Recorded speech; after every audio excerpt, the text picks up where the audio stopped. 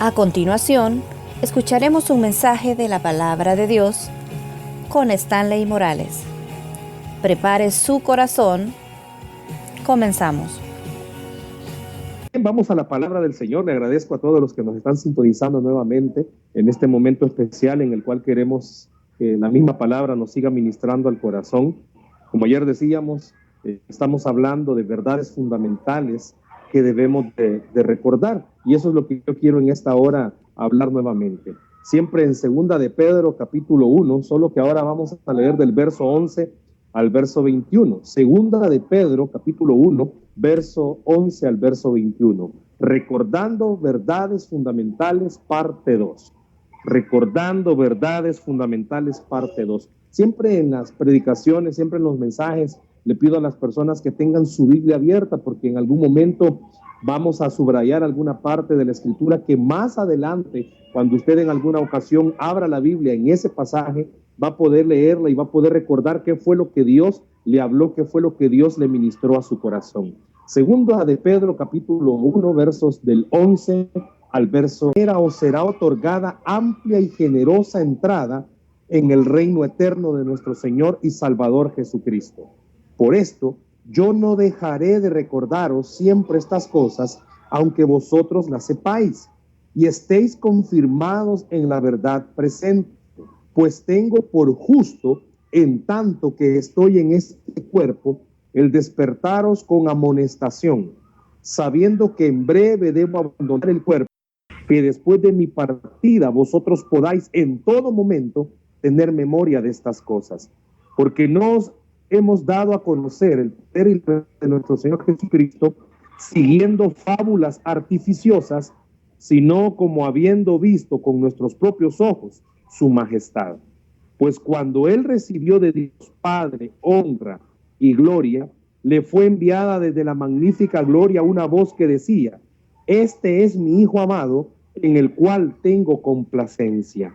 Y nosotros oímos esta voz enviada del cielo cuando estábamos con él en el Monte Santo. Tenemos también la palabra profética más segura, a la cual hacéis bien en estar atentos, como a una antorcha que alumbra en lugar oscuro, hasta que el día esclarezca y el lucero de la mañana salga en vuestros corazones. Entendiendo primero esto, que ninguna profecía de la Escritura es de interpretación privada, porque nunca la profecía fue traída por voluntad humana, sino que los santos hombres de Dios hablaron siendo inspirados por el Espíritu Santo.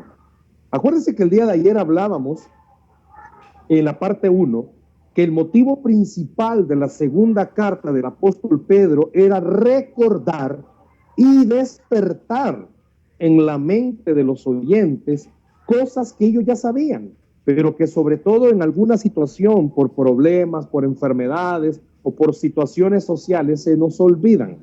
Entonces recuerde, ayer hablábamos que la segunda carta del apóstol Pedro el objetivo es recordar y despertar en la mente y en los corazones de los oyentes en aquel entonces y para nosotros todas las cosas que la palabra nos ha dicho. Haciendo un recuento, ayer mencionábamos 4 verdades. La verdad que tenemos el poder de Dios a nuestra disposición, recordar que tenemos las promesas que son grandísimas y preciosas para nosotros, recordar que debemos crecer espiritualmente y veíamos una receta para poder crecer, pero sobre todo que recordáramos que vamos a tener problemas en este mundo. Recuerde que cada una de estas cosas nos deben de motivar a hacer lo bueno, a buscar lo bueno. Repito, todo el primer capítulo de la segunda carta del apóstol Pedro habla acerca de recordar verdades fundamentales. Todo el capítulo 1. Y hoy vamos a recordar otras 4 verdades. Y vámonos al verso 11. Ya lo leímos, pero quiero retomar nuevamente el verso 11. El verso 11 dice: porque de esta manera os será otorgada amplia y generosa entrada en el reino eterno de nuestro Señor y Salvador Jesucristo. La primera verdad del día de hoy que quiero que recordemos es: todos, escuche bien esto, hermanos, todos los cristianos vamos a tener un premio. Todos los cristianos vamos a tener un premio. Recuerde que todo cristiano tiene una meta. ¿Cuál es esa meta? Le pregunto, ¿cuál es su meta? Dios anhela que cada día vayamos acercándonos a ser como Cristo Jesús. Nuestra meta es, de acuerdo a lo que la palabra dice, que lleguemos a la estatura de la perfección de Cristo Jesús. Todos, absolutamente todos en esta tierra. Pero recuerde que muchas veces no podemos hacer algo en la obra del Señor si estamos desmotivados, si estamos desanimados. Y no vamos a hacer algo en la obra del Señor solamente porque queramos hacerla, sino que vamos a hacer algo en la obra del Señor porque Él nos ha escogido para hacerlo. Pero aquí, cuando hablamos acerca de recordar que todos tenemos un premio, debemos traer a memoria esto. Para poder obtener un premio tenemos que hacer ciertas cosas. Cuando se está estudiando, para poder obtener un premio es estudiar, para poder tener buenas calificaciones, tener buen comportamiento. No estamos hablando que usted y yo tengamos que hacer cosas para ganarnos el favor de Dios, sino que estamos diciendo de que todo lo que pasamos, el apóstol Pedro le recuerda a la iglesia y nos recuerda a nosotros, todo lo que pasamos, todo, el sufrimiento, los momentos difíciles, los momentos duros, los momentos de problemas, todo eso que pasamos, cuando lo logremos terminar, Dios nos va a dar un premio, Dios nos va a dar una bendición. Por eso el apóstol Pedro dice, de esta manera os será otorgada amplia y generosa entrada. O sea, nosotros debemos de recordar, usted y yo estamos en esta tierra, pero vamos a tener un premio final y es la salvación y es la vida eterna. No debe de olvidar que todo lo que usted está viviendo, Dios lo está permitiendo con un plan, Dios lo está permitiendo con un propósito. Y al final va a ser que usted y yo podamos decir, valió la pena. Así como el apóstol Pablo le dijo a Timoteo, he peleado la buena batalla, he acabado la carrera. No se desanime. Yo sé que es difícil. En estos tiempos es difícil. Tantas situaciones. Nosotros tenemos un dicho que no llueve sobre mojado. Después de un problema viene otro problema. No se desanime. Vale la pena. Allá en la línea de meta está el Señor Jesucristo esperándonos para recibirnos y decirnos, bien, buen siervo y fiel. En lo poco me has sido fiel, en lo mucho te pondré. Nosotros tenemos un gran premio que es la salvación y la vida eterna. Por lo tanto, recuerde que debemos de ser dignos de ese premio. Usted y yo debemos de esforzarnos, debemos de pelear, debemos de luchar. No nos desanimemos, no nos quedemos en el camino. No permita que el enemigo le gane la moral, haciéndole creer que usted es un caso perdido. Recuerde, la primera verdad fundamental de este día es, usted tiene un premio. Vale la pena cada lágrima que ha derramado, vale la pena cada sacrificio, cada ofensa que le han dado, cada menosprecio que le han dado, cada problema en el cual por ser cristiano, por ser cristiana se ha metido, vale la pena. Muchos de ustedes quizás tienen problemas en sus hogares porque su pareja no es cristiana. Vale la pena todo el vituperio que muchas veces usted pasa porque Cristo tiene un premio para su vida. El intentar hacer algo vale la pena, pues no es por obras que entramos al cielo, pero cuando somos salvos, Dios nos manda a hacer obras. Debemos de seguir nuestra meta, debemos de seguir el propósito por el cual estamos. Le animo, usted que me está escuchando, siga sirviendo en su iglesia, siga sirviendo en ese ministerio, que nadie lo valora, que nadie le dice gracias, sígalo haciendo, porque Dios tiene preparado para usted un premio. Pero la segunda verdad de esta mañana que el apóstol Pedro nos está recordando está en el verso 16. Si va conmigo, por favor, al verso 16. Solo en el verso 11 me hubiese gustado que usted subrayara la palabra, porque de esta manera os será entregada amplia y generosa entrada. ¿Por qué? Porque nos va a recordar el premio que Dios nos tiene. Ahora, en el verso 16 dice, porque no os hemos dado a conocer el poder y la venida de nuestro Señor Jesucristo siguiendo fábulas artificiosas, sino como habiendo visto con nuestros propios ojos su majestad. La segunda verdad fundamental que el apóstol Pablo quiere que usted y yo recordemos es que tenemos un privilegio. ¿Escuchó? Tenemos un privilegio. ¿Y cuál es ese privilegio? De predicar de Cristo Jesús. Si pudiera subrayar, porque nos hemos dado a conocer. ¿Por qué? Porque usted y yo hemos sido llamados a pregonar de Cristo. ¿Se acuerda esa parte de Mateo donde el Señor Jesús da la gran comisión y dice, id por todo el mundo y predicad el evangelio? Usted y yo somos llamados a eso. Usted y yo somos llamados a predicar. Usted y yo tenemos un privilegio. No desaproveche este privilegio. Hablábamos antes de comenzar este mensaje del enorme privilegio de esta radio de poder transmitir no solamente palabra, no solamente alabanza, sino tiempos en los cuales podamos hablar de la Escritura. Usted y yo hemos sido llamados a compartir de las verdades que Cristo Jesús nos ha dado. Los apóstoles tuvieron el privilegio de ver a Jesús. Juan tuvo el privilegio de ver a Jesús. Santiago tuvo el privilegio de ver a Jesús. Pedro, el escritor de esta carta, tuvo el privilegio de ver a Jesús. Para que ellos verdaderamente fueran discípulos y apóstoles, tenían que haber visto a Jesús. Pero usted y yo también tenemos privilegios ahora. Tenemos el privilegio de poder hablarle a las personas de los milagros que Dios ha hecho en nuestra vida, en nuestra familia. Usted que me escucha, el hecho de estar con vida, ese es un privilegio que Dios nos ha dado. Por eso es importante, háblele a las personas que en los momentos difíciles que usted ha pasado, hable a las personas como el Señor Jesucristo pudo darle una bendición.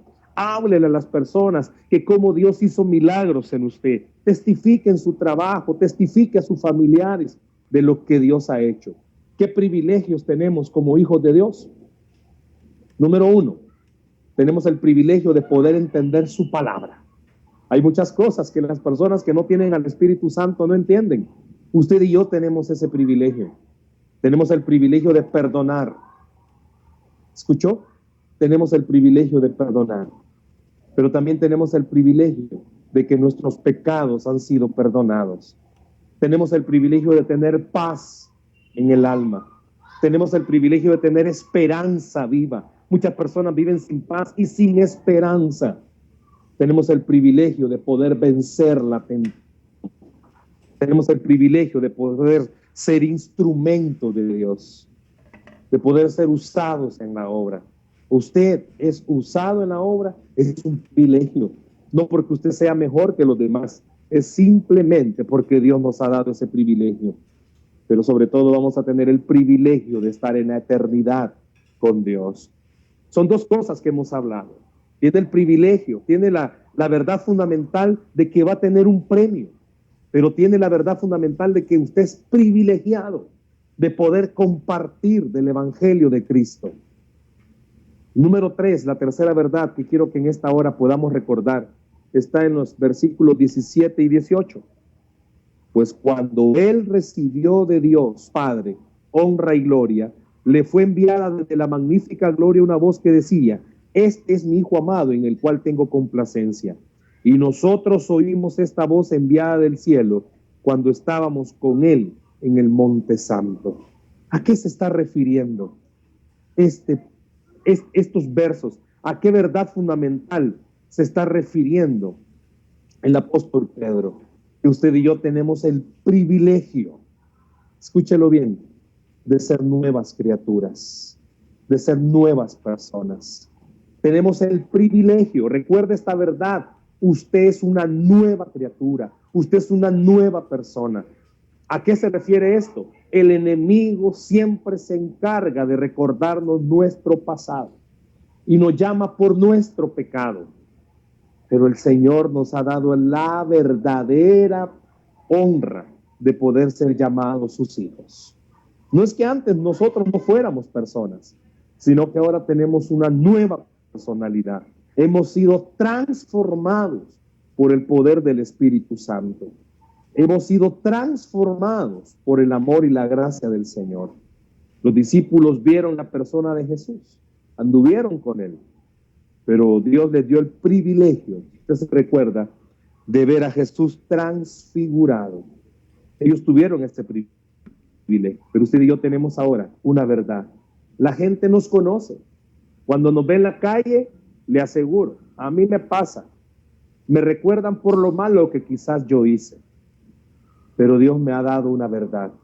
Es cierto, yo hice eso malo, pero ahora soy un hijo del Rey de Reyes y Señor de Señores. Y es una verdad que usted debe de recordar. Usted es una nueva criatura.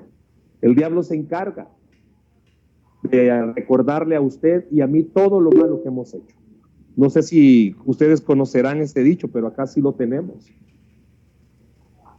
Haz algo malo y échate a dormir, porque la fama te va a seguir. Nosotros lastimosamente hacemos algo malo y ya no tenemos que hacer nada más. Ya la gente nos conoce por lo malo. Pero el Señor en esta hora le está diciendo, a alguien le está hablando el Señor y le está diciendo, ya deja de llamarte como el diablo te llama y comienza a llamarte como yo te llamo, mi hija, mi hijo amado.